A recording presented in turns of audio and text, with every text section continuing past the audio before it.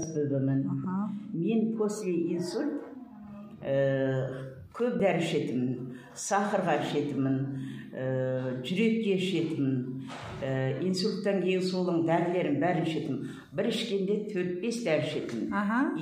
Таңғы дәрі, түскі дәрі, кешке қарайға дәрі. Иногда кешке қарай дәріден жалығып ішкім келмегенде, жатып қалсам сахарым көтеріліп, қайтадан сахардың дәрісін ішіп, ол жүрмей, кеңірдегімде тұрып қалатын. Содан алма жеп бүйтіп, әйтеуір жақ кішкен дәріні жүргізетін.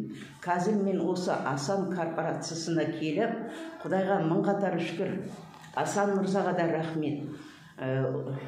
Мен өстіп дәрі-дәрмектің барлығын алып іштім. 6-7 түрін, мыналардың бәрін іштім. Мысалы, паразитали, антивирус. Бірден көп іштіңіз бе, жай-жайдан бастадыңыз ба? Сразу мен осы 6-ауын алып іштім мен. 6-ауын алып, чудо-чөп тағы да 7. Соны алып ішіп, бірден іштім мен. Содан кейін мен білдім жоқ. Мен больница барғанда былай түсіреді ғой, неге? Флюораға түсіреді ғой. Сонда маған хронический бронхит. Мен ешқандай жөтелмеймін. Откуда у меня бронхит дегенде, мына дәрілерден кейін менен қақырық түсті. Ең бірінші кәдімгі ертеңді тұрам, ешқандай ұздаған жоқ, сонда қақырық түседі ғой. Сөйте ол қақырығым азайды. Біріншіден. Екіншіден мен абсолютно дәрілерді тоқтаттым. Жайлап тоқтаттыңыз ба дәрілерді жайлап? Резкі тоқтаттым. Резкіні ішкенде резкі дәрілерді апсадыңыз? Резкі тоқтаттым. Бірақ мен 3-4 күнде маған уже дәрі керек болмай қалды. Даже ойламайтын болдым. Мен алма, кешкісін алма, 2 дал алма, 200 грамм айрандық ішпесем, мен ұйықтай алмайтын. Ішім қатып қалатын.